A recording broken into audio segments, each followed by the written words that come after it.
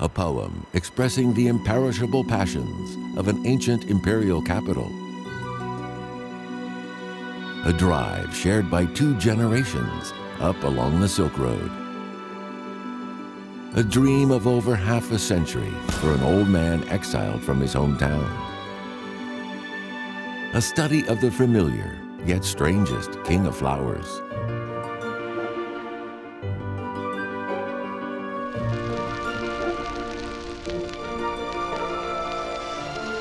The history and mystery of the peony revealed.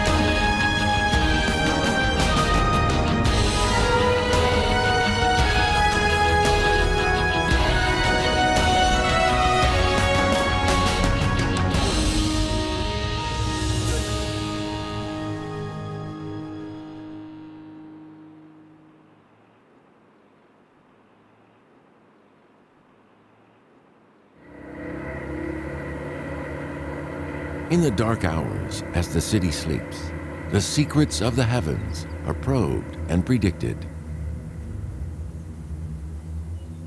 For the experts of the Luoyang Meteorological Administration, this time of year, as it has been every year for the last 30, is a matter of particular concern. The middle reaches of the Yellow River are a watershed for temperatures between north and south in China. Tomb Sweeping Festival marks the critical moment.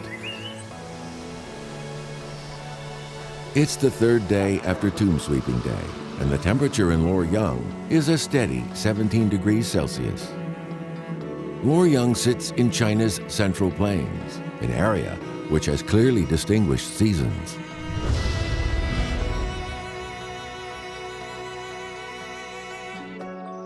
Gu Yu in mid to late April is the last solar term of spring in the traditional Chinese farming calendar. This is when the tree peonies blossom. Their display will last for 20 days. 听众朋友，大家好，现在插播一条最新消息。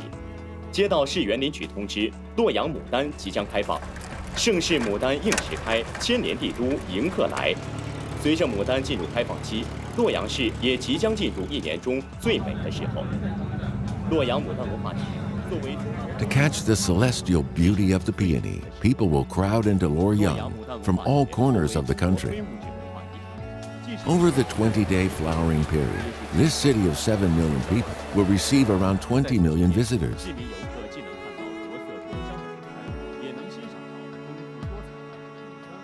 It's a fetish that has flourished in the city for over 1,000 years.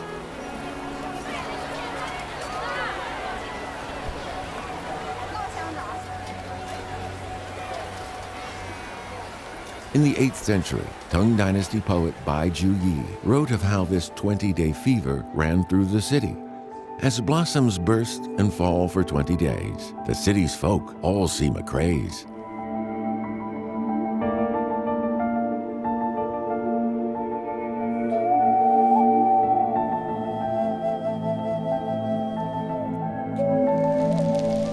The peony is one of the oldest flowering plants on the planet.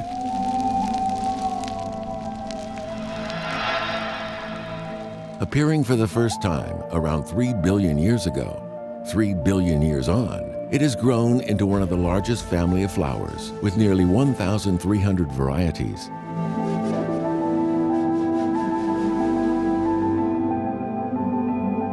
The peony is China's king of flowers, a star of myth and legend and a symbol of the nation.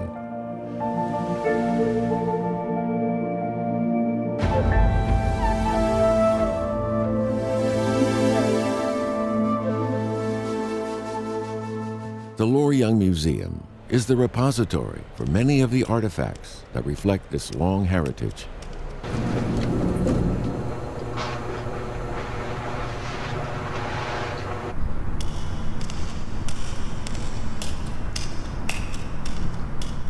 Every week, museum director Wang Shu makes a special trip to the vaults.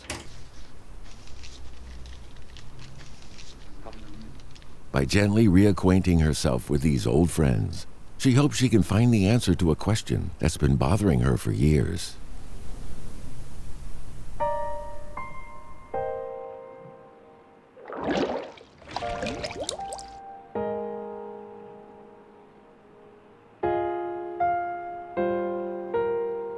A native of Harbin in China's far northeast, Wang settled in Luoyang many years ago.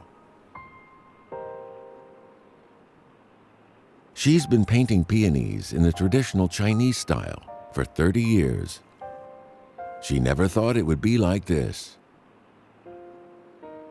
当时老师教我们画牡丹的时候，在大学呢，我就觉着接受不了这种花。第一次看到牡丹的时候，就是在我26岁的时候吧，在这个洛阳的这个公园里边，这个当时看到呢红色的、粉色的牡丹，哎呀，太激动了！从来呢没有想到自然界真的会有这么好看的花。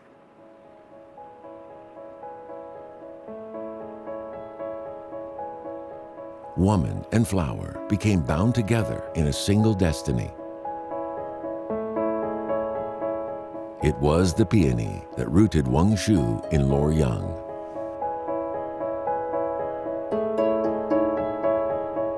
Floral inspiration has a long history in Chinese culture.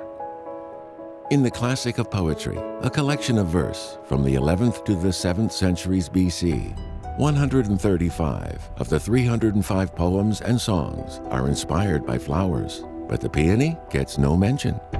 Wang Shu wonders why.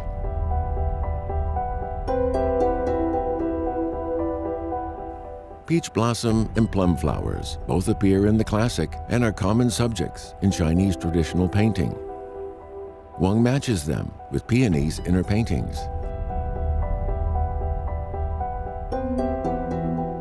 牡丹画来说，比较适合呢大的色块来表现，而且同时呢，花的形态呢也十分的张扬、饱满、大气，所以这种色彩和形态的结合呢，我觉着就是很容易呢引起人们的注意。所以一幅牡丹画上呢，经常是一些这个不同的颜色，把牡丹连成一片，这样呢就形成了一种呢花团锦簇的视觉效果。Wang Shu's intuitive visual experiences will not solve her conundrum. Each flower has its own distinctive beauty and features. As a peony painter, Wang has spent more time and emotion on the particular flower. But she is still curious to know more about the secrets hidden in its history.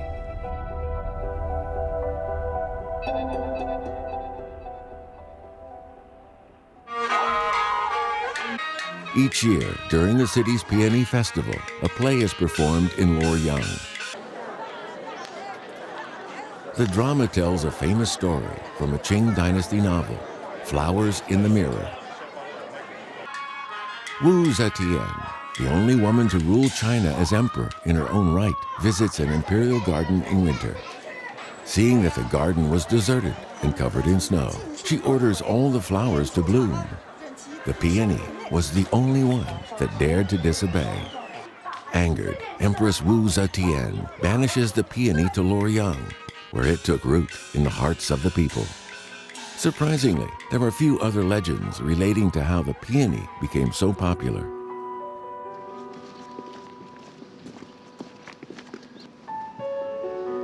Tsai Yun-jung is an archaeologist and another who is mystified by the lack of references to the peony in early imperial culture.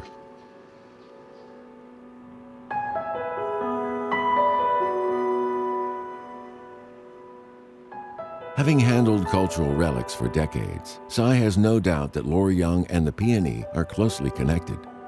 But when and how did this come about? Tsai hopes to find some clues in the historical records and surviving artifacts.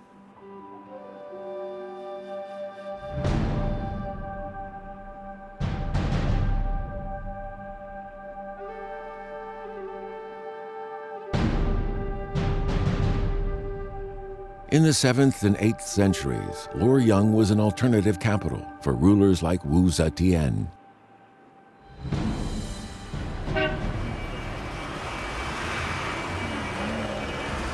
Customs and habits are deceptively modern or deceptively quaint. What is really traditional tends to be passed down unquestioned rather than paraded for inspection.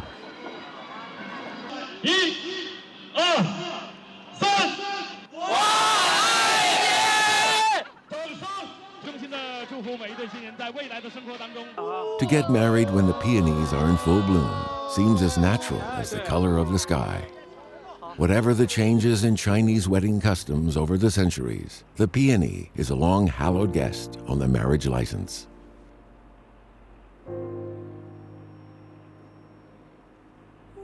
Maybe people have never paid much attention to its image, or maybe they just assumed it should be so. But the peony has been leaving its stamp on these auspicious occasions for as long as they have been thus marked.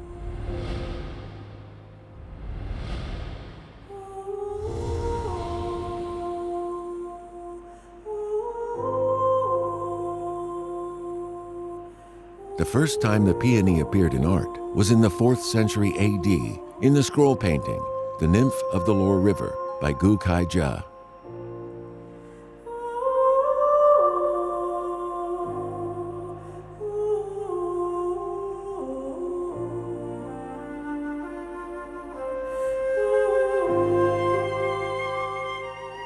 Since then, it's been a 1600-year love affair between a people and a flower.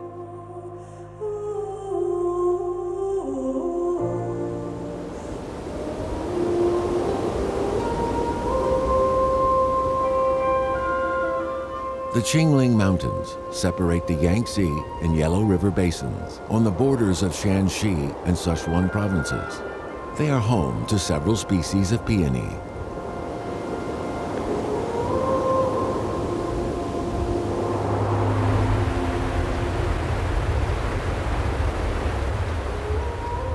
The Lower River rises in the Qingling Mountains, flowing east to its confluence with the Yellow River, where the city of Luoyang was established, possibly as early as 2000 BC. The area has been a cradle of Chinese culture since the Neolithic era.